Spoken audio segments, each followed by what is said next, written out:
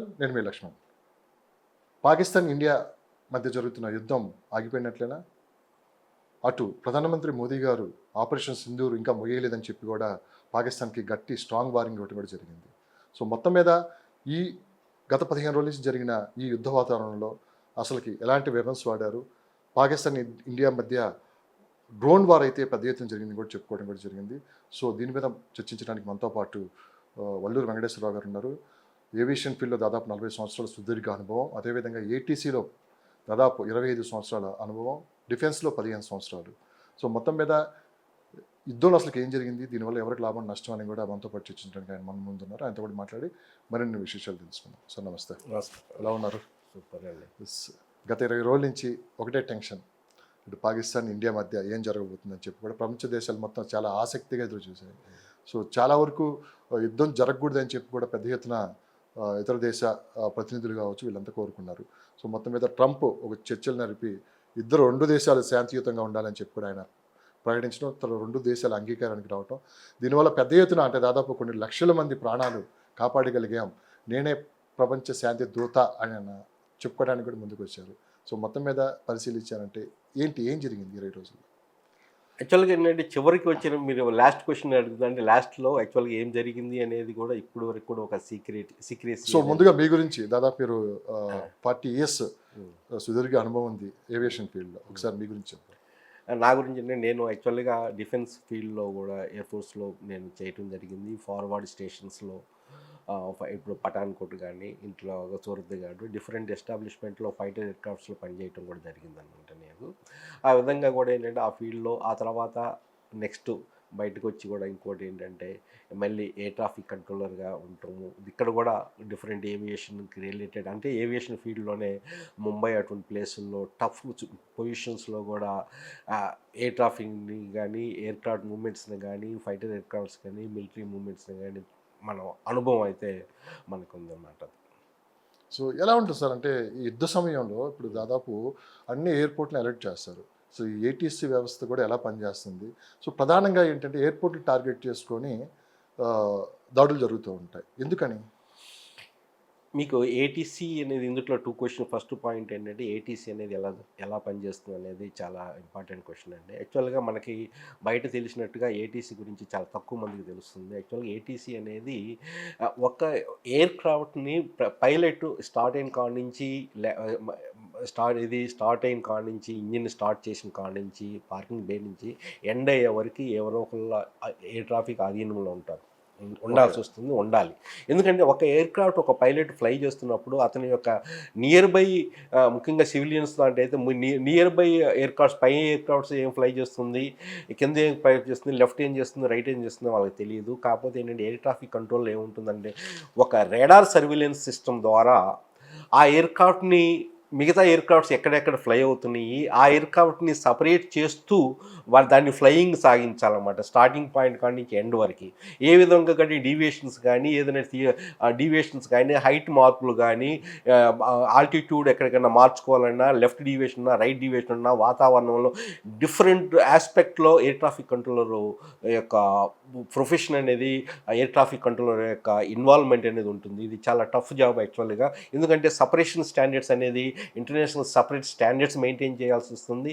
And international level అందరు పైలట్స్కి అర్థమయ్యే విధంగా ఒక డిఫరెంట్ లాంగ్వేజ్ అది ఉపయోగిస్తుంది, ఇంగ్లీష్ లాంగ్వేజ్ కానీ డిఫరెంట్ కోడ్ అదే వర్డ్స్ వాడాలి. దానికోసం టఫ్గా ట్రైనింగ్ కూడా ఉంటుంది. మాకు 1 year ట్రైనింగ్ అలహాబాద్లో చేసడం జరిగిందనమాట.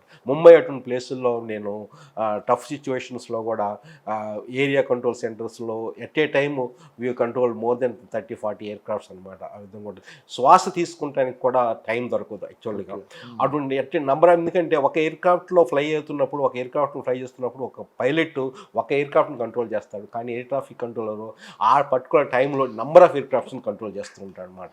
అది డిఫరెన్స్ అనమాట. ఓకే, ఎందుకు అంటే దాదాపు యుద్ధ సమయంలో ఎయిర్పోర్ట్ల మీద ఎక్కువ దాడులు జరుగుతూ ఉంటాయి, దాదాపు గగనతలం మొత్తం మూసేస్తూ ఉంటారు, ఎందుకు? చూడండి ఇప్పుడు ఏంటంటే మెయిన్ థింగ్ ఏంటంటే యుద్ధ వాతావరణం అనుకోండి. ఇది ఎప్పుడు ఏ టైంలో కానీ ఇటువంటి సిచ్యువేషన్స్లో ఇప్పుడు టెర్రరిస్ట్ యాక్టివిటీ జరిగినప్పుడు కానీ ఆ సంబంధిత ఎయిర్పోర్ట్స్ సరౌండింగ్ ప్లేస్లో ఎక్కడైతే సరిహద్దుల్లో ప్రాంతాలు ఎయిర్పోర్ట్స్ అన్నీ మూసేయాల్సి వస్తుంది. ఎందుకంటే ఏ మిజైలు అక్కడి నుంచి ఏ శత్రు దేశాల నుంచి మిజైల్ హిట్ అవ్వచ్చు, ఫైటర్ ఎయిర్క్రాఫ్ట్స్ రావచ్చు, డిఫరెంట్ బాంబర్ ఎయిర్క్రాఫ్ట్స్ రావచ్చు, అటాక్ చేయొచ్చు అన్నమాట. ఈ సందర్భంగా ఏ సివిలియన్ ఫ్లైట్స్ని అయితే అలో చేయరు. అందుకని నోటం అంటే నోటీస్ టు ఎయిర్మెన్ అనేది తీసుకోవడం జరుగుతుంది. ఏ ప్రాంతాలు, ఏ ఎయిర్పోర్ట్లు ఎంత టైంకి క్లోజ్ చేయాలి అనే దాంట్లో క్లియర్గా ప్రతి ఒక్కరికి ఏవియేషన్ ఫీల్డ్లో ఉండే వాళ్ళకి ఒక కమ్యూనికేషన్ పరంగా ఇన్వాల్వ్మెంట్ చేస్తుంది. ఎందుకంటే ఎప్పుడు ఎక్కడి నుంచి ఎటువంటి అటాక్ జరుగుతుందో తెలియకపోవటం వల్ల ఈ జాగ్రత్తలు ముఖ్యంగా ఏంటంటే ఎయిర్పోర్ట్ అనేది ఏవియేషన్ ఫీల్డ్లో యుద్ధ వాతావరణంలో ఎయిర్పోర్ట్స్ అనేది చాలా కీలకం. ఎందుకంటే ఎయిర్పోర్ట్స్ అటు మిలిటరీ ఎయిర్పోర్ట్ కానీ అటు సివిల్ ఎయిర్పోర్ట్స్ కానీ బోత్ యుద్ధ టైంలో సివిలియన్ ఎయిర్పోర్ట్స్ కూడా యుద్ధ కార్యక్రమానికి ఫైటర్ ఎయిర్క్రాఫ్ట్స్ కానీ బాంబర్ ఎయిర్క్రాఫ్ట్స్ కానీ ఉపయోగిస్తూ ఉంటారు. దానివల్ల చాలా కీలకం అన్నమాట. ఒకవేళ ఎయిర్పోర్ట్సే లేదనుకోండి, ఎయిర్క్రాఫ్ట్స్ ఎగరలేవు కదా, ఫైటర్ ఎయిర్క్రాఫ్ట్స్ బాంబింగ్ చేయలేవు, బాంబర్ ఎయిర్క్రాఫ్ట్ ఎగరలేవు. అంటే ఎయిర్క్రాఫ్ట్ ఎగరటానికి కానీ ఇవన్నీ ఏవియేషన్ ఫీల్డ్లో ఎయిర్పోర్ట్స్ అనేది చాలా కీలక. ఇది ఇన్ఫ్రాస్ట్రక్చర్. అందుకని ఫస్ట్ దాంట్లో ఏంటంటే అటాక్ చేసేది కూడా ఎయిర్పోర్ట్స్ని ధ్వంసం చేయడానికి ప్రయత్నిస్తారు. అన్నప్పుడు ఆ శత్రు దేశం యొక్క ఎయిర్క్రాఫ్ట్స్ ఫ్లై అవ్వలేవు. అన్నప్పుడు మన మీద అటాక్ కూడా జరగదు. దానివల్ల వాళ్ళని మొత్తం ఏంటంటే కొలాప్ చేస్తాం అనమాట మనం అటాకింగ్ పవర్ని. సో దీనిలో భాగంగానే ఈసారి మనకి డ్రోన్ వార్ అయితే బాగా జరిగింది అనుకోవచ్చు. గతంలో ఎన్నడూ లేని విధంగా ఈసారి డ్రోన్స్తోనే యుద్ధం జరిగినట్టు కూడా పెద్ద ఎత్తున పాకిస్తాన్ నుంచి మన మీద ప్రయోగించారు. S-400 వ్యవస్థ ద్వారా అవన్నీ అడ్డుకొని మనం పాకిస్తాన్కి సరైన ధీటైన జవాబు ఇచ్చారని చెప్పి కూడా మనం విన్నాం. సో ఏంటి సార్ ఇది దీని గురించి? యాక్చువల్గా ఇందులో 2-3 పాయింట్స్ మనం ఇందులో కన్సిడర్ చేయొచ్చు. యాక్చువల్గా మనం యుద్ధానికి వెళ్ళలేదండి. స్టార్ట్ చేసింది యుద్ధం అని కాదు. శత్రు దేశం ఏంటంటే యాక్చువల్గా April 22 రోజు పహల్గామ్లో, అంటే జమ్మూ కాశ్మీర్ దగ్గర, అక్కడ ఏంటంటే 26 సివిలియన్ పర్సన్స్ని అక్కడ అటాక్ చేయడం 5 టెర్రరిస్టులు వచ్చి వాళ్ళు తర్వాత ఇన్వెస్టిగేషన్లో కూడా చేరింది ఏంటంటే 4-5 people Pakistan army based people వాళ్ళు ఇన్వాల్వ్ అయి ఉండాలి. దానికి తగ్గట్టుగా దీన్ని కూడా ఏంటంటే ప్రూవ్ చేయగలిగాం మనము. జమ్మూ కాశ్మీరు ఏరియా వైజ్గా టార్గెట్గా పనిచేస్తున్న terrorist organisations, especially Jaish Mohammed కానీ, లష్కర్ తైబా కానీ, జైషే మహమ్మద్ ఆజాద్ మన్సూర్ అనమాట, దానికి వీటిని టార్గెట్గా చేస్తూ వీళ్ళ స్థావరాలని బహల్వాల్పూరు, ఏది మన జైషే మహమ్మద్ యొక్క హెడ్ క్వార్టర్సు, అట్లానే ముర్బిత్ అనేది ఒక హెడ్ క్వార్టర్సు, ఇది లష్కర్ తోయిబా. అటువంటి ఈ హెడ్ క్వార్టర్స్లో కూడా వాళ్ళు టెర్రరిస్ట్ని వ్యాప్తి చెందుతూ టెర్రరిస్ట్ ట్రైనింగ్ ఇస్తూ ఈ విధంగా చేస్తున్నారు. కాబట్టి దాన్ని ఎన్నుకొని 9 స్థావరాల్లో మన ఫస్ట్ బుధవారం జరిగింది ఇది అటాకు. 7th May first. దానికి తగ్గట్టుగా 7th మే మనం టోటల్గా విధ్వంసం సృష్టించారు. 9 స్థావరాల్లో ఒక్క సివిలియన్ క్యాజువాలిటీస్ కూడా లేకుండా మన ఎయిర్క్రాఫ్ట్స్ వెళ్ళి లేదా మిజైల్స్ ద్వారా, ఎయిర్క్రాఫ్ట్స్ ద్వారా బాంబింగ్, అటు స్కడ్ మిజైల్స్ ఉపయోగించడం జరిగింది, అట్లనే రాఫెల్ ఎయిర్క్రాఫ్ట్స్ ఉపయోగించడం జరిగింది, అట్లనే హ్యామర్ అనేది ఒక గైడెడ్ బాంబు ఉపయోగించడం జరిగింది, అట్లనే సూసైడ్ డ్రోన్ కూడా ఉపయోగించడం జరిగింది. ఇందులో డ్రోన్స్ కూడా ఏంటంటే ఇటువంటి డ్రోన్స్ కూడా ఇది ఇజ్రాయెల్ టెక్నాలజీతో చేసిన డ్రోన్స్ అని ఎక్కువ. ముఖ్యంగా మీరు ఒక క్వశ్చన్ అడిగారు, ఇందులో డ్రోన్స్ అనేది ఫ్యూచర్లో ఎందుకు ఇంపార్టెన్స్ ఉంటుంది. డ్రోన్స్ మనం చూస్తున్న సివిలియన్గా కానీ డిఫరెంట్ యూజ్గా మనం ఉపయోగిస్తున్నాము. కానీ కంబాట్ పరంగా, యుద్ధ పరంగా మనం ఈరోజు డ్రోన్స్ ఉపయోగిస్తుంది సర్విలెన్స్ పర్పస్. అంటే సర్విలెన్స్ అంటే అసలు ఎక్కడెక్కడ ఎవరెవరు ఎయిర్క్రాఫ్ట్ కానీ, ఎవరైనా మూవ్మెంట్స్ కోసం, వెహికల్ మూవ్మెంట్స్ కానీ, డిఫెన్స్ సంబంధించిన వెహికల్ మూవ్మెంట్స్, సర్విలెన్స్ అనమాట. డిఫరెంట్ సర్విలెన్స్ ఉండేది. అట్లా దీన్ని డ్రోన్ కూడా సర్విలెన్స్ పర్పస్కి ఉపయోగించడం. అట్లనే కంబాట్ పర్పస్ అంటే ఒక శత్రు దేశంలోకి వెళ్ళి శత్రు స్థావరాలని ధ్వంసం చేయడానికి ఉన్న క్యాపబిలిటీ ఈరోజు డ్రోన్స్ ఉంది. ఈ డ్రోన్స్ ఎందుకు ఇంపార్టెన్స్ అంటే యాక్చువల్గా ఒక మిజైల్స్ కానీ, ఒక ఎయిర్క్రాఫ్ట్ని కానీ, ఎయిర్క్రాఫ్ట్ ద్వారా మిజైల్స్ ఉపయోగించినా కానీ, ఎయిర్క్రాఫ్ట్స్ ద్వారా బాంబు ఉపయోగించినా కానీ, అట్లా మిజైల్స్ ఉపయోగించినా కానీ ఇట్ ఈస్ కాస్ట్లీ అఫైర్. డ్రోన్స్తో పోల్చు. డ్రోన్స్ అనేది చాలా compare to all other equipment చాలా చీప్ అనమాట. అందువల్ల ఏంటంటే చాలా వరకు ఏంటంటే పాకిస్తాన్ కూడా ఒక మోస్ట్లీ మోర్ దెన్ 400 డ్రోన్స్ ఈ 5 days యాక్చువల్గా 7th, 8th, 9th, 10th ఈ 4 days 15 days కాదు వార్ యాక్చువల్గా మనకు జరిగింది. వార్ కూడా అనుకోకూడదు మనము ప్రిసైజ్ టార్గెట్స్ మనము కూడా ఐడెంటిఫై చేసి ఓన్లీ ముందు ఇనిషియల్గా మీరు చూసుకుంటే ఉగ్రవాద స్థావరాలపై మాత్రమే దాడి చేయలేదని చెప్పి కూడా చేయలేదు. స్పష్టంగా అది ఇనిషియల్గా పాకిస్తాన్ వక్రబుద్ధి అనేది ఇక్కడ ప్రదర్శిస్తూనే ఉంది. తర్వాత ఏం జరిగిందంటే యాక్చువల్గా ఈ వార్ కూడా ఎట్లా అది ఎక్కువ ఎయిర్పోర్ట్లని ఎప్పుడు చేశారు మన అసలు ఇండియన్ భారత్ ఎయిర్పోర్ట్లను ఎప్పుడు అక్కడ చేయలే. ఎప్పుడైతే ఫ్రైడే నైటు వాళ్ళు ఒక హతాఫ్ అనేది 2 అనేది ఒక బ్యాలిస్టిక్ మిజైల్ని ఢిల్లీని టార్గెట్గా చేస్తూ ఉపయోగించారండి. దాన్ని మన S-400 దాన్ని నిర్వీర్యం చేసింది ఎక్కడ, హర్యానా దగ్గర సిరిసా దగ్గర.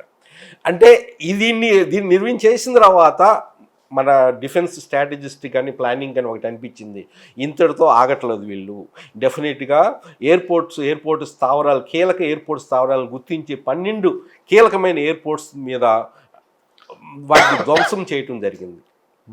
ఎందుకంటే డెఫినెట్గా లేకపోతే వాళ్ళు ఆ ఎయిర్పోర్ట్ ఫైటర్ ఎయిర్క్రాఫ్ట్ని కానీ చేయటం జరిగింది. ఇందులో కూడా ఏంటంటే మీకు క్యాజువాలిటీకి వచ్చేలాకే 2 ఫైటర్ ఎయిర్క్రాఫ్ట్ని JF-17 చైనా ఎయిర్క్రాఫ్ట్ పాకిస్తాన్ ఉపయోగిస్తుంది, వాటిని 2 కూల్చడం జరిగింది.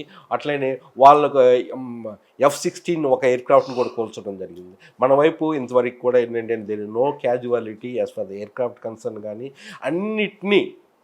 అన్ని వాళ్ళు ఏదైతే చేశారో ఇంత ఎఫెక్టివ్గా, ఇంత స్ట్రాటజిటిక్గా, ప్రెసిషన్తో మన భారత్ డిఫెన్స్ ప్రిపేర్డ్నెస్ దీనివల్ల తెలుస్తుందండి. ఈరోజు ప్రూవ్ అయింది, ఈ ప్రపంచ దేశాలకు ప్రూవ్ అవుతుంది భారత్ యొక్క క్యాపబిలిటీ ఏంటో. ఎందుకంటే యుద్ధం అనేది వీళ్ళకి ఏంటంటే ఎట్లా పడితే అట్లా చేయటం కాదు. ఇక్కడ ఏంటంటే ఒక మోరల్ వాల్యూస్తో కూడా సివిలియన్ క్యాజువాలిటీస్ ఎక్కడ జరగదు. కానీ అట్లా పాకిస్తాన్ వక్రబుద్ధి చూడండి, ఎక్కడైనా కానీ వాళ్ళు అన్ని టార్గెట్ చేసింది సామాన్య ప్రజల మీద. లైన్ ఆఫ్ కంట్రోల్ దగ్గర గన్స్ పెట్టి శతఘ్నిలు పెట్టేసి దాడి చేయటము, ఇంకోటి ఏంటంటే గురుద్వాలను టార్గెట్ చేయటము, స్కూల్స్ కాలేజెస్ టార్గెట్ చేయటం, వీటి మీద ఈ విధంగా చేశారు. కానీ మన భారత్ మాత్రం ఎక్కడా కానీ వాటి సివిలియన్ టార్గెట్ ఎక్కడా లేకుండా ఓన్లీ స్ట్రాటజిక్గా ప్లానింగ్తో ఓన్లీ శత్రు స్థావరాలని, ముఖ్యంగా టెర్రరిస్టుని మట్టు పెట్టే విధంగా, టోటల్ సమూలంగా నాశనం చేసే విధంగా టెర్రరిస్ట్ ఇన్ఫ్రాస్ట్రక్చర్ని నాశనం చేస్తారు. అట్లానే ఈ డ్రోన్స్ కానీ ఇట్లా ఫైటర్ ఎయిర్క్రాఫ్ట్స్ కానీ ఎక్కడైతే ఉన్నాయో ఈ 11 ఎయిర్పోర్ట్స్, ముఖ్యంగా ఈ 11 ఎయిర్పోర్ట్స్లో కూడా మనం ముందుగా గ్రహించాల్సిన 3, ఒక నెంబర్ 1 ఎయిర్పోర్ట్ బేస్ అంటే 11 ఎయిర్పోర్ట్స్ ఎప్పుడైతే బ్యాలిస్టిక్ మిజైల్స్ పాకిస్తాన్ ఉపయోగించారో ఫ్రైడే నైటు, మన 11 శత్రు ఎయిర్ బేస్ మీద ఇండియా అటాక్ చేయడం జరిగింది బ్రహ్మోస్ మిజైల్స్తో. ఇది cruise long range cruise missile అనమాట. ఇది 450 కిలోమీటర్ వరకు దీనికి రేంజ్, మీడియం రేంజ్ యాక్చువల్గా. దీని నుంచి కూడా ఏంటంటే బాగా మంచి వాళ్ళు అసలు అక్కడే వాళ్ళు సీజ్ ఫైర్ చెయ్యాలి అని వాళ్ళు ఫోర్స్ చేసింది ఆ బ్రహ్మోస్ అటాక్తో యాక్చువల్గా. ఈ బ్రహ్మోస్ ఏంటంటే 11 ఎయిర్పోర్ట్స్లో నేను చెప్పినట్టుగా ఇందాక నూర్ ఖాన్ ఎయిర్పోర్ట్ని స్థావరాన్ని పాకిస్తాన్లో one of the main strategic airport base. అది ఎయిర్పోర్ట్ బేస్ ఎందుకు అది స్ట్రాటజిక్ ఎయిర్పోర్ట్ బేస్ అంటే ఇక్కడ అన్ని కమాండ్ ప్రతి దానికి ఏంటంటే ఒక న్యూక్లియర్ కానీ వీటన్నిటికి ఒక కమాండ్ కమ్యూనికేషన్ సెంటర్స్ ఉంటుంది. అది అక్కడ ఉండయి, విఐపి ఎయిర్క్రాఫ్ట్స్ అక్కడ ఉండయి, ఫైటర్ ఎయిర్క్రాఫ్ట్స్ అక్కడ ఉండయి, ట్రాన్స్పోర్ట్ ఎయిర్క్రాఫ్ట్ హబ్ ఉంది అక్కడ మళ్ళీ న్యూక్లియర్ ఇన్స్టలేషన్స్ కూడా సంబంధించిన పాకిస్తాన్ సంబంధించిన అక్కడ ఇన్స్టలేషన్స్ ఉన్నాయి. అట్లనే నెక్స్ట్ ఇంకోటి ఏంటంటే మురిడ్ ఎయిర్ బేస్ కూడా ఒకటి టార్గెట్ చేశారు. అదేంటంటే ఎక్కువ ఎక్కడైతే మోర్ దెన్ 400 డ్రోన్స్ ఉపయోగించడం జరిగింది ఇందులో, అవన్నీ టర్కీస్ బేస్డ్. ఈ డ్రోన్స్ కూడా అక్కడ బేస్ మురిడ్ ఎయిర్ బేస్లో ఉన్నాయి అనమాట. అది డ్రోన్ హబ్గా చెప్పుకుంటారు అనమాట యాక్చువల్లీ మురిడ్ ఎయిర్ బేస్ని. అట్లనే థర్డ్ ఎయిర్ బేస్ సరౌడ్ కోట్. అక్కడ కూడా ఏంటంటే ఈ ఫైటర్ ఎయిర్ క్రాఫ్ట్స్కి సంబంధించిన అన్ని ఎయిర్ క్రాఫ్ట్స్ అక్కడ ఉన్నాయి. దాన్ని కూడా బేస్ చేశారు. ఇంకోటి 4వది కూడా చూసుకుంటే ఇంకోటి ఇది ఎయిర్ బేస్ కాదు యాక్చువల్గా, కానీ మిజైల్ సిలో బేస్ యాక్చువల్గా. అంటే మిజైల్స్ ద్వారా కూడా ఒక అణుబాంబుని ప్రయోగించడానికి మిజైల్స్ ఉపయోగిస్తారు. ఫైటర్ కానీ బాంబర్ కానీ ఎయిర్ క్రాఫ్ట్స్ ఉపయోగిస్తారు. అట్లనే నేవల్ షిప్స్ ఉపయోగిస్తాయి. అట్లనే సబ్మెరీన్స్ కూడా ఉపయోగిస్తాయి. అట్లనే వెహికల్స్ ద్వారా మిజైల్స్ ఉపయోగిస్తారు. అంటే డిఫరెంట్ పద్ధతుల ద్వారా అణుబాంబుని మనం ఎవరైనా ఉపయోగించవచ్చు అనమాట. దీన్ని బేస్ చేసుకుని అక్కడ మిజైల్ సిలోస్ అంటే అది ఆ ప్రాంతం కూడా ఏంటంటే చాలా హిల్లీ టెరైన్ అనమాట. హిల్లీ టెరైన్ ఎవరికి తెలియదు, అది దూరంగా ఉన్న ప్రదేశం అన్నమాట. దాన్ని టార్గెట్ చేయటం వల్ల దాని నుండి అక్కడే కొంచెం లీక్స్ అనేది కొంచెం జరిగిందంటారు. ఇది యాక్చువల్ జరిగింది. ఇది ఎంతవరకు నిజం? అది న్యూక్లియర్ లీక్ అవుతుందని చెప్పి అక్కడ అణురియాక్టర్లు పేలిపోయాయని చెప్పి కూడా వినిపిస్తున్నమాట. పాకిస్తాన్లో పెద్ద ఎత్తున ప్రపంచ దేశాలు మొత్తం దీని మీద సోషల్ మీడియా వేదిక కూడా తమ అభిప్రాయాలు కూడా పంచుకుంటుంది. సో అక్కడి నుంచి ప్రజలు కూడా తరలిస్తున్నారు పాకిస్తాన్ వాళ్ళు అని చెప్పి కూడా ఏదో జరుగుతుంది అక్కడ అని చెప్పి కూడా వార్తలు వినిపిస్తున్నాయి. యాక్చువల్గా ఏంటంటే ఇప్పుడు అణు రియాక్టర్ అనేది యాక్చువల్గా దీనికి మనం ముందుగా చేసుకుంటే అసలు అణుబాంబు అనేది ఏ విధంగా ఉంటుందని కూడా మనం కొంచెం తెలుసుకోవాలా. అణుబాంబు అనేది యాక్చువల్గా ఇందులో డిఫరెంట్ పార్ట్స్ ఉంటాయి అన్నమాట. ధార్మిక పదార్థాలు దానికి అంటే యురేనియం 235 కానీ ప్లూటోనియం 239 కానీ ఈ విధంగా దీన్ని అణుధార్మిక ప్రాంతాలు మెటీరియల్ అనమాట. దీన్ని మళ్ళీ డెటోనేట్ చేయడానికి ఒక డెటోనేటర్ సర్క్యూట్ ఉంటుంది అనమాట. అంటే ఈ సర్క్యూట్ ద్వారా ఏం చేస్తుందంటే యాక్చువల్గా ఒక న్యూట్రాన్ వెళ్ళి ఒక ఆటంని స్ట్రైక్ చేస్తుంది అనమాట. ఆటం స్ట్రైక్ చేయగానే మళ్ళీ న్యూట్రాన్స్ ఉద్భవిస్తూ ఉంటాయి. ఈ విధంగా చైన్ రియాక్షన్స్ వలన ఒక శక్తి, ఒక ఎనర్జీ, ఒక లైట్నింగ్ అనేది ఏర్పడుతుంది. దానివల్ల రేడియేషన్ అనేది క్రియేట్ అవుతుంది. దాంట్లో డెటోనేటర్ సర్క్యూట్స్ ఉంటుంది, సేఫ్టీ సర్క్యూట్స్ ఉంటుంది.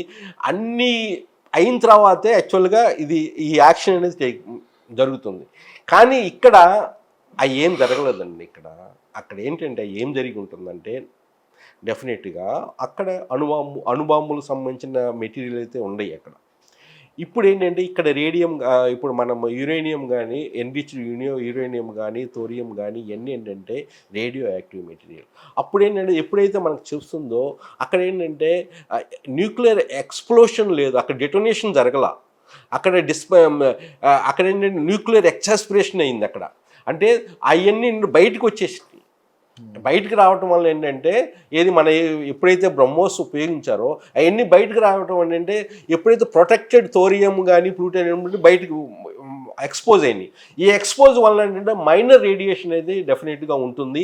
ఆ మైనర్ రేడియేషన్ డెఫినెట్గా ఉండటం వల్లనే ఆ చుట్టుపక్కల ప్రాంతాల్లో కూడా ఉంది. ఇది ఇమీడియట్గా పాకిస్తాన్ వాళ్ళు గ్రహించి అమెరికాకి రిక్వెస్ట్ చేయడం జరిగింది, ఇది సీజ్ ఫైర్కి.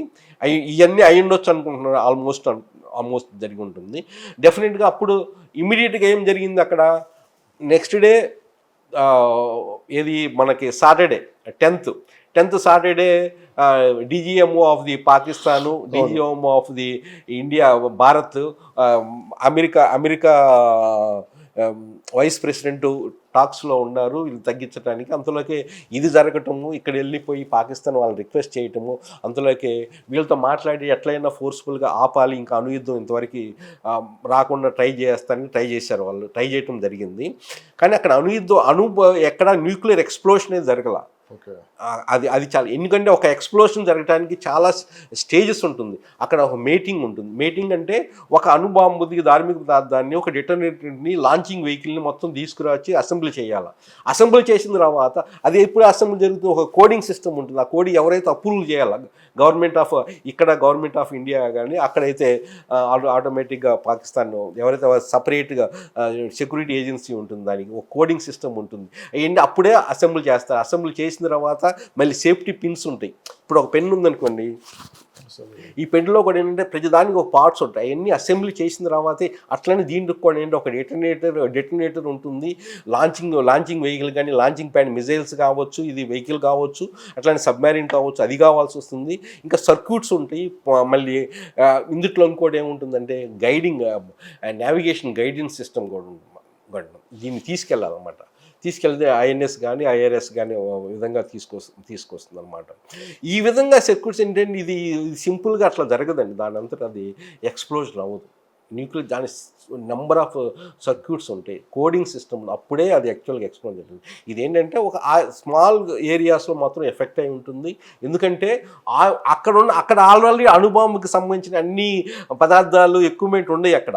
అదేంటంటే మీకు చెప్పినట్టు కూడా నేను కిరాణా ఒక సైట్ చెప్పాను, ఒక hill area, it is terrain, ఇది మోస్ట్ సీక్రెట్ బేస్ అనమాట. ఇది మోస్ట్ సీక్రెట్ స్ట్రాటజిక్ బేస్ పాకిస్తాన్ది. ఇక్కడ యాక్చువల్గా అణు స్థావరాలు ఉన్నాయి అనేది అందరికీ మనకి చాలా వరకు మానిటరింగ్ చేస్తున్నారు వెస్ట్రన్ కంట్రీస్ కానీ, ఈవెన్ ఇండియా కూడా, భారత్ కూడా అన్నమాట. ఇక్కడ ఆటోమేటిక్గా బ్రహ్మోస్ ఉపయోగించడం వల్ల ఆ పదార్థాలు అనేది కొంతవరకు బయటకు వచ్చిన మాట వాస్తవం అయి ఉంటుంది. అంతేగాని అక్కడేదో మన న్యూక్లియర్ వెపన్స్కి జరిగినాయి, ఎక్స్ప్లోజన్ జరిగింది అనేది లేదు. ఆ విధంగా జరిగితే దానికి మైక్రో సెకండ్స్లో యాక్చువల్గా ఏంటంటే ఒక బీభత్సంగా ఇప్పుడు మనం చూసాం జపాన్లో హిరోషిమా నాగసాకి అప్పుడు ఏ విధంగా జరిగింది, దానికి ఇప్పుడు 50 టైమ్స్ కూడా ఎక్కువే పవర్ఫుల్ ఉంటాయి. ఇప్పుడు అసలు ఇక్కడ దీనికి మనం కంపేర్ చేసుకో, అక్కడ అటువంటిది ఏం జరగలేదు. అందుకని అక్కడ ఏంటంటే ఇది ఎప్పుడైతే జరిగిన తర్వాత వీళ్ళు అమెరికాతో ఎప్పుడైతే మొరబెట్టుకున్నారో సీజ్ ఫైర్కి, ఇమీడియట్గా ఏం జరిగింది చెప్పంటారు, ఒక ఎయిర్ క్రాఫ్ట్ వచ్చింది ఎక్కడి నుంచి, అమెరికా నుంచి. దాన్ని ఏంటంటే న్యూక్లియర్ ఎనర్జీ డిపార్ట్మెంట్ ఉంటుంది అక్కడ, వాళ్ళు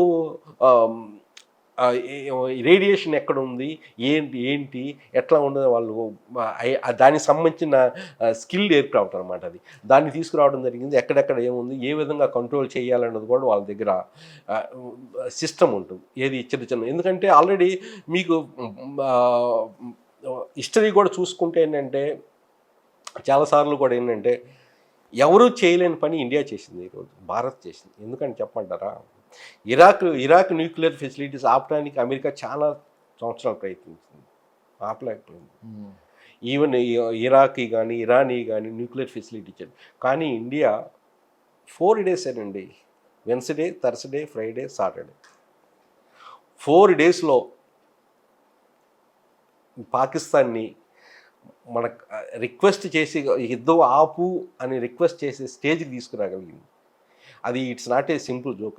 దీనికి కానీ మెనీ కారణాలు ఉండొచ్చు. ఏంటంటే మనకి సర్విలెన్స్ సిస్టమ్, ఇస్రో వాళ్ళ యొక్క నిజంగా చాలామందికి తెలియదు, ISRO space agencies surveillance system more than 10 satellite systems, సర్విలెన్స్కి సంబంధించిన శాటిలైట్ సిస్టమ్ పనిచేసినాయి అండి. శాటిలైట్స్ ద్వారా మనకు తెలిసింది ఎవరెక్కడ మూమెంటు, ఎక్కడ పిన్ డ్రాప్.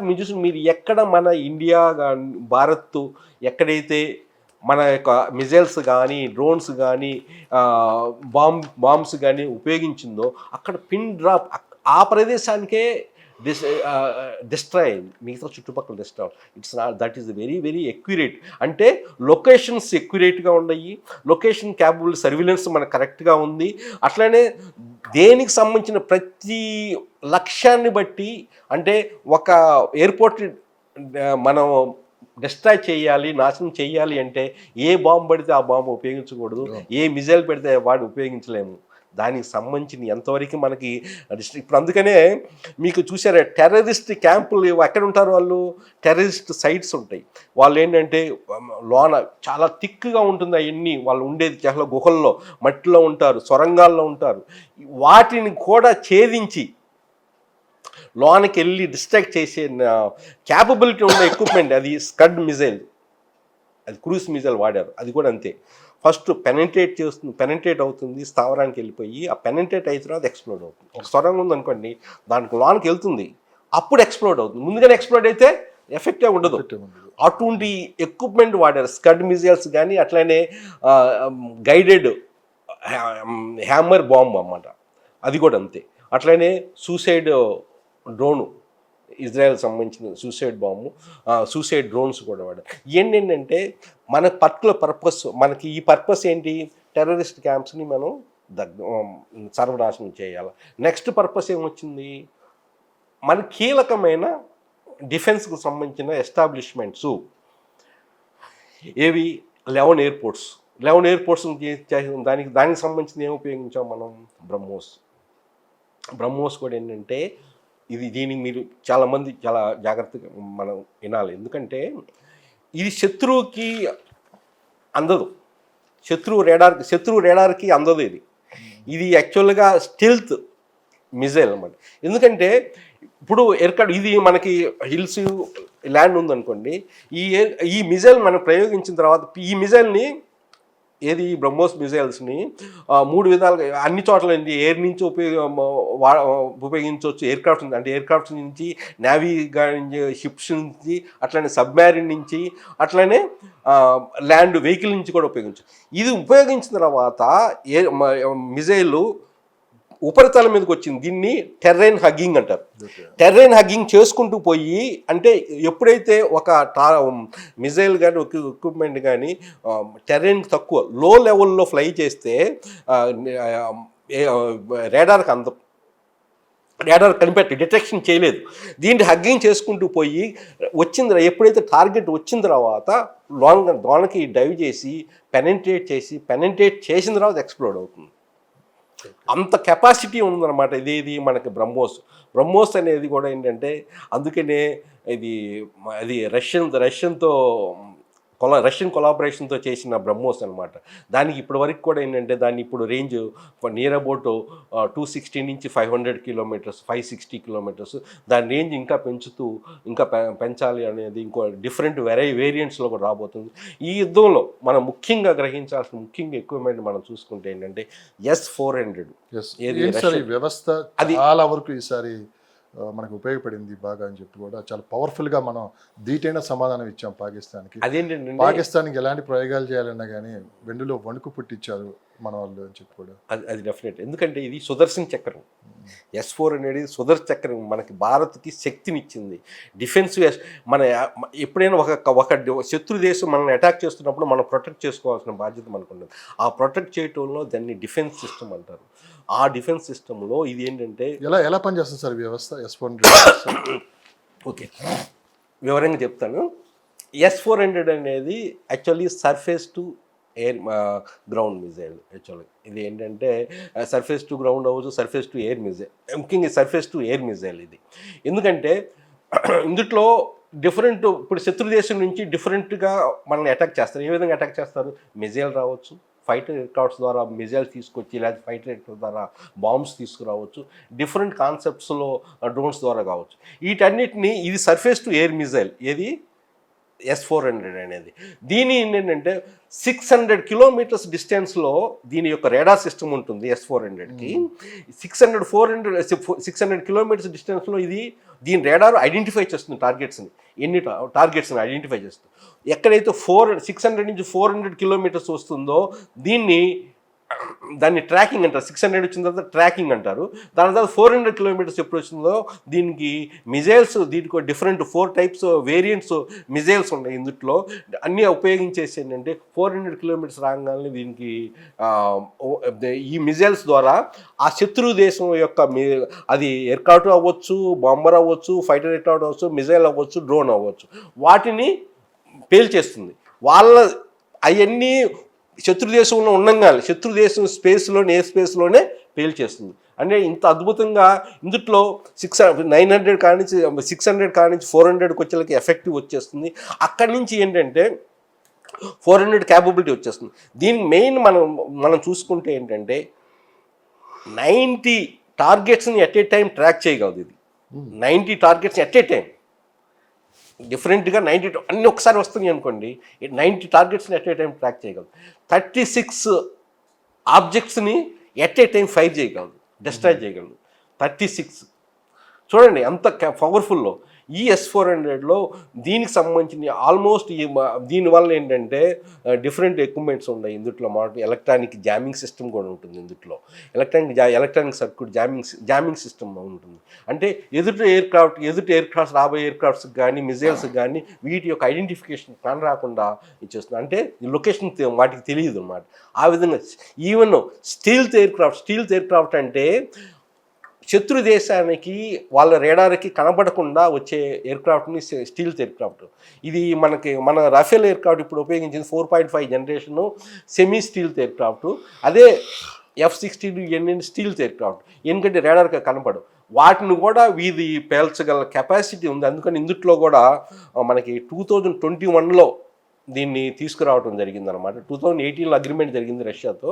2021లో 5 స్క్వాడ్రన్స్ అన్నారు. ఇప్పుడు 3 స్క్వాడ్రన్స్ ఆపరేట్ చేస్తున్నాయి.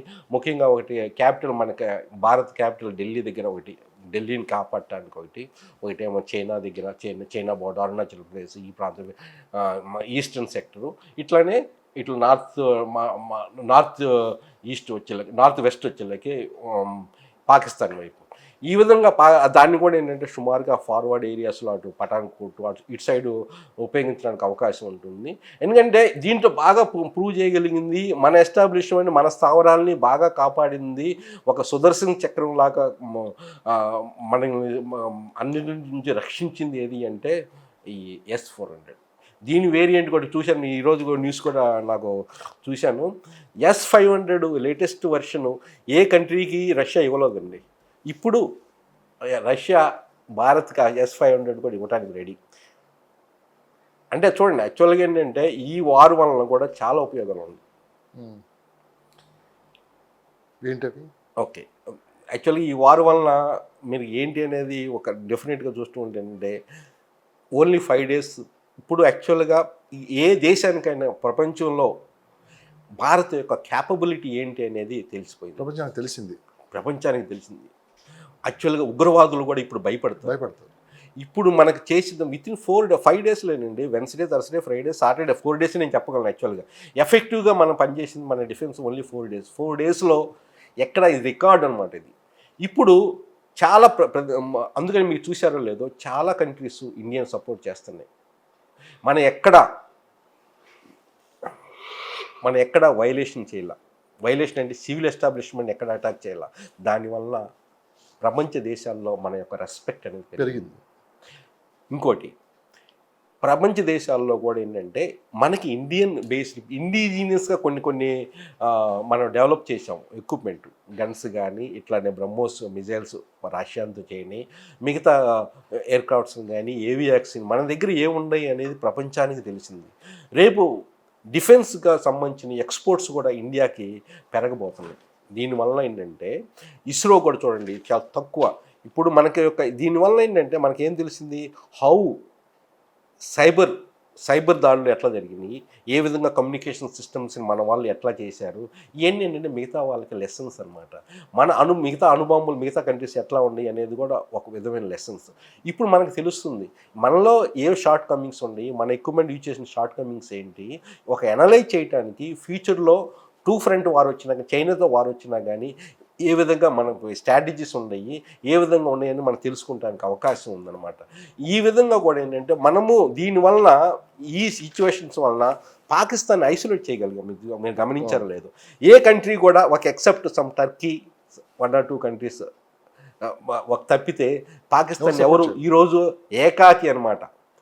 అదేవిధంగా ఇంకోటి ఏంటంటే ముఖ్యంగా ఈరోజు ఈ యుద్ధం వలన కూడా ఏంటంటే ఒక పాకిస్తాన్లో అశాంతి అనేది ఏర్పడింది, మీరు గమనించలేదు.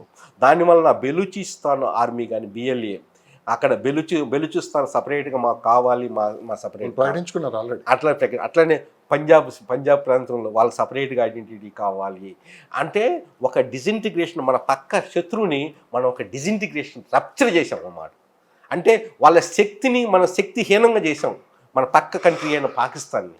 అది గ్రేట్ అచీవ్మెంట్ అనమాట. మన యొక్క స్పేస్ టెక్నాలజీ కూడా ఇందుట్లో ప్రూవ్ చేసింది. More than 10 aircraft, 10 surveillance satellites మనకి ఈరోజు పనిచేస్తున్నాయి.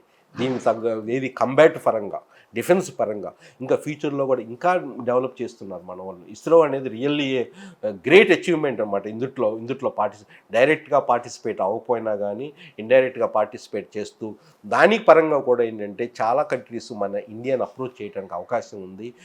మన యొక్క ఎక్విప్మెంట్ మీద నమ్మకం అనేది చాలా వరకు రావటం వలన మన యొక్క ఎక్స్పోర్ట్స్ ఈరోజు I think near about 20,000 crores అయితే ఉన్నట్టుండే. 2023 to 2024 చూసుకుంటే Indian exports, defence exports 20,000 crores ఉన్నాయి. డెఫినెట్గా shortly by 2030 we're expecting that it will be more than 50,000 crores. అంటే డిఫెన్స్ పరంగా కూడా మనము భారత్ ఈరోజు కూడా 4th పొజిషన్స్ అని మనం చెప్పుకోవచ్చు. ఏది మన ఆర్థికంగా ఈరోజు కూడా 5th పొజిషన్ అని చెప్తున్నాము. 4th పొజిషన్స్ ఆల్రెడీ వస్తుందని చెప్తుంది. ఏది బా యుఎస్, చైనా, జర్మనీ వీళ్ళ తర్వాత జపాన్ తర్వాత మనకి ఇండియా ఉంది. జపాన్ని కూడా తొలగించేసి ఇంకొక స్టెప్ ఇండియా 4th పొజిషన్ కూడా ఆర్థిక పరంగా కూడా. అట్లనే డిఫెన్స్ పరంగా కూడా ఈరోజు పరిస్థితి కూడా ఏంటంటే డెఫినెట్గా ఫ్యూచర్లో కూడా మంచి పొజిషన్ రావటం కావాలి. ఎందుకంటే మన యొక్క టార్గెట్స్ కానీ, మన యొక్క ప్రెసిషన్ కానీ, మన యొక్క ఉపయోగించిన ఎక్విప్మెంట్ కానీ, మన డిఫెన్స్ పీపుల్ స్కిల్స్ కానీ ఇక్కడ బయటికి తెలిసినాయి. ఆ విధంగా ఇంతకుముందు ఏ కంట్రీస్లో కూడా ఇంత ఎక్స్పోజ్ అవ్వలేదు. మీరు చూసారో లేదో, F-16 మన వాళ్ళు కొట్టగలిగారు. Maybe one of the reason Trump గారు వచ్చి దీన్ని ఏది సీజ్ ఫైర్ అని చెప్పడానికి వాళ్ళ యొక్క ఎక్విప్మెంట్ కూడా F-16 ఉన్నాయి. వాళ్ళ యొక్క తక్కువ ఉండడానికి అవకాశం ఉంది కదా. రేపు ఫ్యూచర్లో ఇంకా యుద్ధం కంటిన్యూ అయితే రఫేల్ ఎయిర్ క్రాఫ్ట్స్ కానీ F-16 కొడితే ఇంకొంచెం వాళ్ళకి మార్కెట్ కూడా తగ్గడానికి కావాలి. అంటే ఈ విధంగా గ్లోబల్లీగా ఇండియాకి ఒక మంచి రెస్పెక్ట్ అనేది తీసుకురాగలిగింది. టెర్రరిస్టుల్లో భయాన్ని కలిగించగలిగింది. మోదీ గారు కూడా అన్నారు, ఆపరేషన్ సింధూర్ ఇంకా ముగియలేదు, టెర్రరిస్టుల మీద మా దాడులు ఈ విధంగానే ఉంటాయి, ఇంకా మళ్ళీ భారత్ మీద దాడి చేయాలంటే వెండిలో వణుకు పుట్టాల్సిందే, గతంలో పరిస్థితులు ఉండవని చెప్పి చాలా స్పష్టంగా చెప్పారు నిన్న దేశాన్ని ఉద్దేశించి కూడా. అదే ఇప్పుడు ఏంటంటే భారత్ ఇప్పుడు అంతకుముందు వేరు. ఇప్పుడు 2016లో సర్జికల్ స్ట్రైక్ జరిగింది. ఏది ఉర్వీ సర్జికల్ స్ట్రైక్ జరిగింది. అక్కడి నుంచి భారత్ యొక్క స్టైల్ మారింది. ఏంటంటే జీరో టాలరెన్స్. సో నాకు ఒక డౌట్ ఉంది, సర్జికల్ స్ట్రైక్ అంటున్నారు, సో ముందే టార్గెట్ని ఫిక్స్ చేసుకొని చేసేస్తారు ఇది? సర్జికల్ స్ట్రైక్స్ టైం అనేది ఇంకా సీక్రెట్, చాలా సీక్రెట్గా అనేది. సర్జికల్ స్ట్రైక్ అంటే యాక్చువల్లీ అంటే ఆకస్మికంగా శత్రువు పైన వాళ్ళు ఊహించరు దాడి చేయటం, డిస్ట్రాక్ట్ చేయటం, మళ్ళీ సేఫ్గా. అందుకే మోదీ గారు నేను ఒక మాట అన్నారు, ఉగ్రవాదుల కళలో కూడా ఊహించలేరు, ఊహించి ఉండరు ఈ స్థాయిలో దాడి జరుగుతుందని చెప్పి కూడా. అవునండి. ఇప్పుడు మిగతా కంట్రీస్లో చేయటం వేరు. పాకిస్తాను అది కూడా అణుబాంబు కలిగిన కంట్రీ. ఒక అణుబాంబు కలిగిన కంట్రీ ఇంకో అణుబాంబు కంట్రీని ఈ విధంగా అటాక్ చేయటము అనేది చాలా గ్రేట్ అనమాట యాక్చువల్గా. అందుకని ఉర్వీ కాడ నుంచి 2016లో 18 సెప్టెంబర్ 2016లో ఇది జరిగింది ఉర్వీ ఇన్సిడెంట్. అందులో ఏంటంటే 19 ఆర్మీ సోల్జర్స్ మీద 4 టెర్రరిస్టులు అటాక్ చేయటం ఎర్లీ మార్నింగ్ జరిగిందనమాట. దానికి ధీటుగా అది 28th night 29th morning September అదే నెలలో ఈ సర్జికల్ స్ట్రైక్ జరిగిందనమాట. సర్జికల్ ఆకస్మిక జరిగింది. ఇదేంటంటే ఒక స్పెషలైజ్డ్ ట్రైన్డ్ ఒక కమాండో ఫోర్స్ ఉపయోగిస్తారు. వాళ్ళ యొక్క టార్గెట్ ముందుగా నిర్ణయించుకొని ఏ విధంగా చేయాలి రెక్కింగ్ చేస్తారు. దానికి కూడా మనకు ఎట్లా రెక్కింగ్ చేస్తారో దానికి రెక్కింగ్ చేసి ఈ విధంగా వెళ్ళాలి, సర్వీలెన్స్ అంతా గైడెన్స్తో పాటు వెళ్తే దాన్ని ఆ లక్ష్యాన్ని సాధించి వెనకొచ్చేస్తారు. ఇది సర్జికల్ స్ట్రైక్స్. సార్ ఇది మన దగ్గర వచ్చేసి రఫేల్ యుద్ధ విమానాలు మిరాజ్ 2000, తర్వాత SU-30 పెద్ద ఎత్తున ఈసారికి చర్చల్లోకి వచ్చింది. ఏంటంటే మనకి రఫేల్ యుద్ధ విమానాలు S-400 వ్యవస్థ గురించి చాలా వరకు తెలుసుకునే ప్రయత్నం చేశారు ప్రజలు, ఏంటి వ్యవస్థలు ఎలా పనిచేస్తాయి ఏంటి. రఫేల్ యుద్ధ విమానం వన్స్ ఒకసారి స్టార్ట్ అయిందంటే శత్రు కళ్ళు మూసి కళ్ళు తెరిచేలోపు శత్రువుని పూర్తిగా సర్వనాశనం చేసి రాడార్ వ్యవస్థ కూడా అందకుండా మళ్ళీ తిరిగి వచ్చేస్తుందని చెప్పి విన్నాం మనం. అవునండి. ఇది ఏంటంటే రఫేల్ విమానం అనేది నిజంగా మీకు గుర్తుంటుందో లేదో, రఫేల్ విమానాన్ని F-35 కూడా కాదని F-35 అమెరికా ఒకసారి ట్రై చేశారు. F-35 దాన్ని కూడా కాదని మన వాళ్ళు ముందు రఫేల్ యుద్ధ విమానాన్ని, అది ఎగ్జాక్ట్గా నాకు గుర్తులేదు, యాక్చువల్గా ఇది 2018లో అనుకుంటాను అగ్రిమెంట్ అయ్యింది. ఎందుకంటే 2021లో యాక్చువల్గా అది అప్పుడు డిఫెన్స్ మినిస్టర్ పారికర్ గారు ఉన్నారు, మహారాష్ట్రకు సంబంధించిన ఆయన చేయటం జరిగింది. రఫేల్ కూడా ఏంటంటే ఈ రఫేల్ యుద్ధ విమానం ఏంటంటే ఒక డిఫరెంట్, ఇది ఫ్రాన్స్కి సంబంధించింది. అట్లనే ఇది F-35 కానీ F-35 అనేది అమెరికన్ విమానం. అది కూడా అది స్టీల్త్ ఎయిర్ క్రాఫ్ట్ అంటే మీకు ఇందాక ఒకసారి చెప్పాను. స్టీల్త్ ఎయిర్ క్రాఫ్ట్ అంటే శత్రువు యొక్క రాడార్ కనపడకుండా వెళ్ళిపోయి అకస్మాత్తుగా దాడి చేసి వచ్చేటు, రాడార్ కూడా రాడార్కి అందదు. కానీ అంత స్పీడ్గా ఇది 1.8 మ్యాక్లో స్పీడ్ ఎయిర్క్రాఫ్ట్ స్పీడ్ని మ్యాక్లో పెడతారు. స్పీడ్ ఆఫ్ ది సౌండ్ అనమాట 1.8 times of the speed of the సౌండ్లో ప్రయాణిస్తుంది అనమాట అది. అట్లనే ఏంటంటే ఈ రఫీల్ విమానము F-35 మనం కంపేరింగ్ చేసుకుంటే ఏంటంటే ఇక్కడ ఇది 4.5 జనరేషన్ అయినా కానీ ఇది ఎక్సలెంట్ అన్నమాట. టోటల్గా ఇనిషియల్ కాస్ట్ వచ్చేలేకి $80 మిలియన్ US డాలర్స్ అనమాట. 80 మిలియన్ US డాలర్స్ ఉందన్నమాట ఇది. అదే వచ్చేలకి ఇది కూడా ఏంటంటే ఇది ఆల్మోస్ట్ F-35 వచ్చేలకి 80 అది కూడా ఆల్మోస్ట్ అంతే ఉంటుంది. కాకపోతే ఏంటంటే ఆపరేటింగ్ అండ్ మెయింటెనెన్స్ కాస్ట్ అనేది చాలా ఎక్కువ అనమాట ఇది F-35కి. అందువల్ల కూడా మనము దాన్ని ప్రిఫర్ చేయలేదన్నమాట. అందువల్ల ఏంటంటే దీనికి కూడా ఈరోజు కూడా ఏంటంటే ఇంకా ఆర్డర్ ఇచ్చింది మనకి రఫేల్ ఆల్రెడీ. ఎందుకంటే ఆల్రెడీ దానికి మన Indian air force technical staff కానీ ఆల్రెడీ ఎక్స్టెండ్ ఆల్రెడీ ఆపరేట్ చేస్తున్నారు కాబట్టి ఇంకా ఈజీ అనమాట. కాకపోతే ఏంటంటే ఇంకా 26 రావాలన్నమాట. ఈ 26 రఫేల్ విమానాలు వాళ్ళు ఫాస్ట్గా కూడా ఇస్తూ ఉన్నారు కంపేర్ టు F-35కి చాలా స్టాండ్ బై కూడా ఉంది. ఫాస్ట్గా ఇస్తానంటూ ఒకటి. ఇది మనకి మ్యారీ టైంలో ఏంటంటే ఇప్పుడు వరకు ఏంటంటే మ్యారీ టైంలో అంటే షిప్స్ మీద ఉపయోగించడానికి పనికొచ్చే వెరైటీని ఇప్పుడు మన వాళ్ళు తీసుకోబోతున్నారు రఫేల్ విమానం. ఒక విధంగా కాస్ట్ పరంగా కానీ స్ట్రాటజిటిక్ పరంగా కానీ ఈజీ ఆఫ్ మెయింటెనెన్స్ పరంగా కానీ రఫేల్ని ఇప్పుడు మన విత్ ఈవెన్ రష్యన్ ఎయిర్క్రాఫ్ట్ని కూడా కాదని Su-57 రష్యన్ ఎయిర్క్రాఫ్ట్ని ఆఫర్ చేశారు రష్యన్. లాస్ట్ బెంగళూరులో ఎయిర్ షో జరిగినప్పుడు యాక్చువల్గా ఈ విమానాలన్నీ వచ్చినాయి అనమాట. వాటి యొక్క క్యాపబిలిటీస్ని ఎయిర్ షోలో చూపిస్తారన్నమాట. వీటి యొక్క క్యాపబిలిటీని అన్నీ అనలైజ్ చేసి రఫేల్నే మన వాళ్ళు తీసుకోవటం జరిగింది. ఇది ఫ్రాన్స్కి సంబంధించిన ఎయిర్క్రాఫ్ట్ అనమాట. మంచి ప్రూవెన్ ఆల్రెడీ మోర్ దెన్ 5 కంట్రీస్లో మనం వాడుతున్నారు. ఈవెన్ ద ఫ్రాన్స్ డిఫెన్స్లో కూడా ఈ రఫేల్ విమానం అనేది వాడుతున్నారు. కాకపోతే ఏంటంటే ఇందులో దీని యొక్క స్పీడ్ మాత్రం మిగతా వాటికన్నా కొంచెం తక్కువ. ఇది 1.6 మ్యాక్లో ఉంటుంది. వాటి F-35 1.8 మ్యాక్లో ఉంటుంది. ఇది కాకపోతే ఇంకోటి ఏంటంటే మాన్యువరబిలిటీ కూడా బాగానే ఉంటుంది. మాన్యువరబిలిటీ మరి పేలోడ్ కెపాసిటీ కూడా పర్వాలేదు మాదిరిగా ఉంటుంది అనమాట. ఇది ఏంటంటే పేలోడ్ కెపాసిటీ వచ్చేలేకండి ఇది ఆల్మోస్ట్ మనం చూసుకుంటే ఇది 9.5 టన్స్. ఓకే, అంటే పేలోడ్ అంటే అటు ఫ్యూల్ కానీ ఎమ్యునిషన్ కానీ ఒక ఎయిర్క్రాఫ్ట్ క్యారీ చేసేదాన్ని పేలోడ్ అంటారు. 9.5 ఇది వచ్చేళ్ళకి ఏది మన రఫేల్ విమానము. అట్లానే F-35కి వచ్చేళ్ళకి 8.1 టన్స్. మళ్ళీ Su-57 అది ఇంకా ఎక్కువ అనమాట, 10 టన్స్ అనమాట అది. అందువల్ల ఏంటంటే అన్ని పారామీటర్స్ చూసుకోవాలి ఒక ఎయిర్క్రాఫ్ట్ కొనాలంటే. అందుకని చాలా పారామీటర్ వాళ్ళ యొక్క ఏవియానిక్స్ ఏంటి, ఏ విధంగా వాళ్ళు కోఆపరేట్ చేయగలుగుతారు. ఎందుకంటే F-35 ఇప్పుడు F-16 పాకిస్తాన్ వాడుతుంది. రేపు చైనా కూడా పాకిస్తాన్ ఇంకో F-35 కూడా రావచ్చు. అటువంటిప్పుడు అదే ఎయిర్క్రాఫ్ట్ మనం తీసుకోకూడదు. ఎప్పుడు ఏంటంటే ఒక డిఫరెంట్ ఎయిర్క్రాఫ్ట్ డిఫరెంట్ క్యాపబిలిటీస్ ఉన్నప్పుడు మన పర్ఫార్మెన్స్కి మన రిక్వైర్మెంట్కి మన టార్గెట్స్ తగ్గట్టుగా మనం ఎయిర్క్రాఫ్ట్స్ని ఎక్వైర్ చేయాలి. ఇప్పుడు చైనాతో యుద్ధం చేయాలంటే ఏ ఎక్విప్మెంట్ మనకు కావాలి, అట్లనే పాకిస్తాన్తో యుద్ధం చేయాలంటే ఏ ఎక్విప్మెంట్ కావాలి, వాళ్ళ దగ్గర ఉన్న ఎక్విప్మెంట్స్ ఏంటి, మన ఎక్విప్మెంట్ దాన్ని ధీటుగా ఎన్ని ఆలోచించి మనకి నేను తీసుకున్న నిర్ణయం. టెక్నాలజీలో కూడా మనం ప్రపంచంతో ధీటుగా ముందున్నాం. అవునండి, డెఫినెట్గా ఏంటంటే ఫ్యూచర్లో. కాకపోతే ఏంటంటే ఇక్కడ మనకు కొన్ని తెలుస్తున్నాయి. ఇక్కడ we need to improve certain things. అది సింపుల్ థింగ్స్ అనుకోండి. చాలా వరకు బాగా నాకు తెలిసిన స్పేస్లో చాలా బాగా మన వాళ్ళు ఇంప్రూవ్ చేస్తున్నారు. ఇందులో డ్రోన్ సిస్టమ్స్ కూడా ఇంకా బాగా ఇంప్రూవ్ చేస్తున్నారు. డెఫినెట్గా భారత్ స్టార్ట్ చేసిన ఆత్మనిర్భర్ కానీ అట్లనే China+1 మ్యానుఫ్యాక్చరింగ్ కానీ ఫ్యూచర్లో మనల్ని ఇంకో లెవెల్కి తీసుకురాబోతుంది. ఏది ఇప్పుడు సూపర్ పవర్స్ మనము ఎక్కువ అనుకునేది మనము రష్యా, చైనా, అమెరికా అని అనుకున్నాము.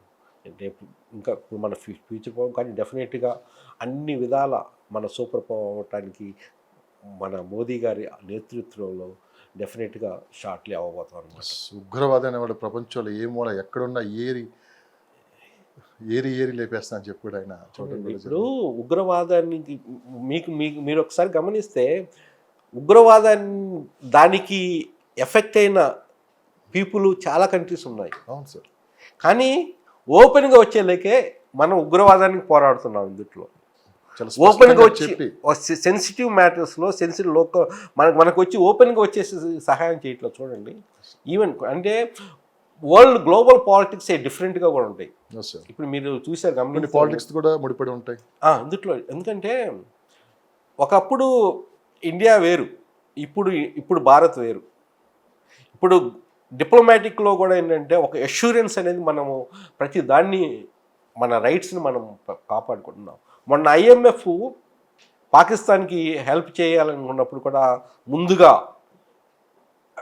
ఇండియా ఆ అబ్జెక్షన్ నిధులు మళ్ళీ ఉగ్రవాదానికి మళ్ళిస్తారని చెప్పి ఉగ్రవాదానికి ఆ నిధులు ఉపయోగిస్తారు. కానీ దాన్ని ఈరోజు తెలివిగా మన US ప్రభుత్వం ఇంకో విధంగా వాళ్ళకి ఆ హెల్ప్ అనేది 1.4 బిలియన్స్ అనేది మళ్ళీ వాళ్ళకి వచ్చేట్టుగా చేశారు. అది వేరే విషయం, కారణాలు ఏదైనా కానీ మనకి. కానీ ఏంటంటే దట్ ఆల్సో ఏ పాలిటిక్స్ అనమాట సో యాక్చువల్గా. ఓవరాల్ గా అయితే ఇప్పుడు దేశ ప్రజలందరూ ఏకతాటిపై ఒకే మాట మీద ఉన్నారు. కూకటి అది వాళ్ళతో సహా ఇంకో పాయింట్ కూడా పీకేయాలని ఏంటంటే చెప్పి మనకు కూడా అడ్వాంటేజ్ యుద్ధం వల్ల ఏం జరిగింది చెప్పమంటారా? Yes, మన దేశంలో భారత్లో ఐక్యత అనేది పెరిగింది. పెరిగిపోయింది. ఈవెన్ ఈరోజు ఇండియన్ ముస్లిమ్స్ కూడా బయటకు వచ్చి పాకిస్తాన్ని అడ్డదిడ్డంగా తిట్టడం కానీ, ఉగ్రవాదాన్ని కూకటి ఉగ్రవాదాన్ని పీకేయాల్సిందే. పీకేయాల్సిందే అనేది చెప్పడం కానీ, it is really giving really. ఎందుకంటే ఐక్యత అనేది ముఖ్యం. ఏ కంట్రీ అని డెవలప్ అవ్వాలంటే ఐక్యత ఉండాలి, ఇంటర్నల్ స్టెబిలిటీ ఉండాలా, ఎకానమికల్గా మంచి పవర్గా ఉండాలా. ఇవన్నీ ఏంటంటే ఇప్పుడు మనము భారత్లో చూస్తున్నాం. ఇప్పుడు అదే పాకిస్తాన్లో చూడండి, అశాంతి ఎక్కడికక్కడ అశాంతిగా ఉంది. ఓన్ ప్రజలే అక్కడ ప్రభుత్వానికి అండ్ ఆర్మీకి ఎదురు తిరుగుతున్నారు. ఈరోజు ఇండియా పరిస్థితి చూడండి ఏ విధంగా. గుండె మీద చేసుకొని మనం భారతీయులము అని గట్టిగా ప్రౌడ్గా చెప్తున్నాము, చెప్పగలుగుతున్నాము. ఒకప్పుడు వేరు ఇండియా, ఇప్పుడు ఇండియా వేరు అనమాట భారత్. సో ట్రంప్ గారి మీద కూడా కాస్త ఒపీనియన్ కూడా మారిపోయింది అందరికి. డెఫినెట్లీ శాంతి దూతగా ఆయన ప్రకటించుకున్నారు. ఇప్పుడు నేను యుద్ధం ఆపడం వల్ల కొన్ని లక్షల ప్రాణాలను కాపాడగలిగాము అని చెప్పి అఫ్కోర్స్ ఇది సింపుల్ పాలిటిక్స్ అనేది. అతను ఎంతవరకు ట్రంప్ గారు రోల్ ఉండేది మనకి దానికన్నా ఏంటంటే చెప్పుకోవడంలో ఏముంది. ఇప్పుడు ట్రంప్ గారు ఏంటంటే ఇప్పుడు US government itself something టిపికల్గా వ్యవహరిస్తారు అన్ని. ఏ విధంగా ఇప్పుడు తారీఫ్ స్ట్రక్చర్స్లో ఎట్లా ఉపయోగిస్తున్నారో మనం చూసాము. కానీ మనకి ఇప్పుడు వరకు కంటిన్యూస్గా ఒక ఫ్రెండ్ అనేది మనకు ఉన్నాడు అంటే ఈరోజు రష్యా అని చెప్పుకోవాలి. పుతిన్ గారు అంటే ఒక నమ్మకమైన మిత్రుడు ఎవరు అంటే భారత్కి రష్యా. అట్లానే స్ట్రాటజిక్ పరంగా, టెక్నాలజీ పరంగా ఒక మిత్రుడు ఉన్నారంటే ఇజ్రాయెల్ కూడా. అంటే ఇవన్నీ మనం సంపాదించుకుంది. మన భారత్ గవర్నమెంట్, మన ఉన్న రూలింగ్ పార్టీస్ మనల్ని మనం సంపాదించుకున్నాం. ఇది లాట్ ఆఫ్ ఎఫర్ట్స్ ఉంది ఇందులో.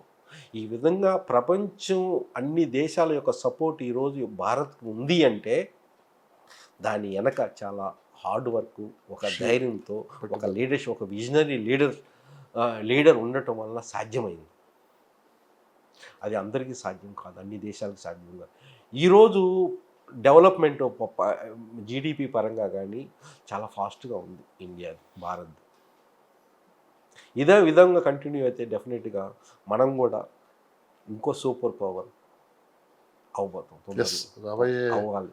ప్రపంచానికి పెద్దగా మనమే మారిన ఆశ్చర్యపోవాల్సిన లేదు. ఎందుకంటే ఇక్కడ నమ్మకంతో మన యొక్క స్కిల్స్ని, మన యొక్క తెలివితేటలు తీసుకురావాలి. దాన్ని మంచిగా ఉపయోగిస్తున్నాం మనం. ఎక్కడ ఈసారి చాలా స్పష్టంగా కనిపించింది. ఎక్కడ మన రాంగ్ వేగా ఎక్కడ ఉపయోగించట్లా. చూడండి, ఈవెన్ స్మాల్ కంట్రీస్ మనకు ఎదురు తిరిగినా కానీ వాళ్ళ మీద పెద్ద చర్యలు ఏమి బంగ్లాదేశ్ కానీ, ఇటు నేపాల్ కానీ, ఇటు శ్రీలంకను కానీ, చిన్న మారిషియస్ కానీ, మాల్దీవ్స్ కానీ, వీటిల్లో కూడా ఏంటంటే చిన్న ఘర్షణలు జరుగుతాయి. అయినా కానీ అట్లనే పెద్ద మనకు ఎక్కువ పవర్ అండి, ఎక్కువ బలం చూపించట్లా. యాజ్ ఫార్ యాజ్ పాసిబుల్ మనం ఫ్రెండ్లీగా ఉంటాము. ఏదైనా కంట్రీ సహాయం కావాలంటే కూడా మీరు చూసే ఉండొచ్చు, టర్కీస్లో ఎర్త్క్వేక్ వచ్చినప్పుడు ఫస్ట్ మన ఎయిర్ క్రాఫ్ట్ సహాయార్థం వాళ్ళకి తీసుకెళ్ళి దానికి సంబంధించిన ఎక్విప్మెంట్ ఫస్ట్ మనమే. అట్లాగా అంటే ఏ కంట్రీస్ కూడా సహాయం కావాలన్నా కానీ ఈరోజు భారత్ ఉన్నాం అంటే ఒక నమ్మకమైన ఫ్రెండ్ని చాలా కంట్రీస్ చూడగలుగుతున్నారు ఇప్పుడు ఈరోజు భారత్. అదే అదే దాన్ని ఇప్పుడు ఈరోజు మనకి బలం అనేది ఏర్పడింది అన్నమాట. అదే ఈరోజు పాకిస్తాన్ని ఐసోలేట్ చేసింది, చైనాని ఐసోలేట్ చేస్తుంది ఈరోజు. సో ఫైనల్గా అయితే మోదీ గారు ఒక మాట అన్నారు, పూర్తి అధికారాలు మీకు ఇచ్చేస్తున్నా, మీరు ఎటువంటి నిర్ణయం తీసుకున్నా అది మీ చేతిలోకి వదిలేస్తుందని చెప్పాడు ఆయన. ఆర్మీకి కావచ్చు, ఎయిర్ ఫోర్స్ కావచ్చు, అన్ని వ్యవస్థలకి ఆయన ఒక భరోసా ఇచ్చారు. నిజంగా గ్రేట్. ఒక 3 డేస్లో మన పవర్ ఏంటి అనేది చూపించారు. సో చివరికి కాళ్ళబేరానికి పెద్దన్న దగ్గర కూర్చొని, ఎవరైతే అమెరికా అధ్యక్షుడు కూర్చొని ఏదో జరగబోతుందని చెప్పి ముందే ఊహించి వాళ్ళు కాళ్ళబేరానికి వచ్చారు. చివరికి సీజ్ ఆఫ్ ఫైర్ అయిపోయింది. సో మోదీ గారు అయితే ఫైనల్గా ఒక మాట చెప్పారు, దేశ ప్రజలకి అండ్ మన ఆర్మీకి, ఎయిర్ ఫోర్స్ అందరికి కూడా ఆయన సెల్యూట్ చేసి, సో ఒకే తాటిపై ఈరోజు అందరు నిలబడ్డారు. సమిష్టి విజయం అని కూడా చూడటం కూడా జరిగింది. సో చూద్దాం భవిష్యత్తు కూడా ఎలా ఉండబోతుంది అనేది కూడా. సో ఈరోజు మనం తీసుకున్న నిర్ణయం కూడా ప్రపంచం దేశాలు మొత్తం కూడా స్వాగతిస్తుంది. యాక్చువల్గా ఈ సందర్భంగా మన డిఫెన్స్ స్టాఫ్కి కానీ నేను నిజంగా చాలా కంగ్రాచులేషన్ చెప్తూ, మీరు కూడా వన్ ఆఫ్ ది పార్ట్ అన్నారు. నేను కూడా మనం వన్ ఆఫ్ ది పార్ట్. అవసరం ఉంటే వెళ్ళాల్సి వచ్చేది మీరు. అవసరమైతే వెళ్ళాల్సి వచ్చేది. We are ready. ఈవెన్ మన ఎయిర్పోర్ట్లో కూడా నేను రీసెంట్గా ఏదైనా రిక్వైర్మెంట్ ఉంటే, ఒకవేళ యుద్ధం వస్తే ఐఎమ్ రెడీ అని దానికి సంబంధించిన ఇన్ఛార్జికి కూడా తెలియజేయటం జరిగింది. నేను రెడీ అని, at the free of cost, without any remunerations అనేది నా దగ్గర ఇప్పుడు కూడా వాట్సాప్ మెసేజ్ కానీ ఉంటాయి అన్నమాట. ఏంటంటే నేను గొప్పగా చెప్పుకోవటం కాదు, గొప్పగా కాదు కదా సార్. మీకు ఎలా అనిపిస్తుంది, ఎలా అనిపిస్తుంది మనం ఒక 3 డేస్లోనే, జస్ట్ 3 డేస్లోనే ఉక్కిరి బిక్కిరి చేసేసాం. ఎందుకంటే ఇప్పుడు ఇందుట్లో ఏంటంటే మెయిన్ చేసింది చాలా వరకు ఇంటెలిజెన్స్ అనేది చాలా పక్కా ఉంది మన దగ్గర. ఏ ఎస్టాబ్లిష్మెంట్, ఏ స్థావరాల్లో వాళ్ళకి ఉండే ఏ ఎక్విప్మెంట్స్ ఉన్నాయి, ఎక్కడ దెబ్బ కొడితే వాళ్ళు ఎక్కువ మ్యాక్సిమం డిస్ట్రక్షన్ అవుతుంది, వాళ్ళని లొంగ తీసుకోవడానికి అవకాశం. యాక్చువల్గా ఏంటంటే మన మెయిన్ ఎయిమ్ ఫస్ట్ స్టార్టింగ్ అప్పుడు వాళ్ళని లొంగ తీసుకోవడం కాదు. మన ఎయిమ్ మొదట్లో ఉంది ఓన్లీ టెర్రరిస్ట్ సంబంధించిన స్థావరాలని డిస్ట్రక్ట్ చేయడమే, అంతే. కాకపోతే ఏంటంటే వాళ్ళు దాన్ని ఇంకా ఎక్స్ట్రా చేసేసి మనం ఎప్పుడు రిటాలియేటరీ మెజర్సే తీసుకున్నాం కానీ, స్ట్రైక్సే చేసాం కానీ ప్రొవోకేటివ్గా ఎప్పుడు మనం చేయలేం. అందుకే సరే అంతర్జాతీయ సమాజం ముందు తలంచుకునే రోజు అవును పాకిస్తాన్ కాలబేరానికి కూడా వచ్చింది. So thank you sir, thank you so much. So మరిన్ని విశేషాలు ఇంకా తెలుసుకోవాలని ఉంది కానీ సమయం తక్కువ ఉంది కాబట్టి మరొక ఎపిసోడ్లో కొన్ని విషయాలు మాట్లాడుకుందాం. ధన్యవాదాలు. థ్యాంక్ యూ అండి. Thank you.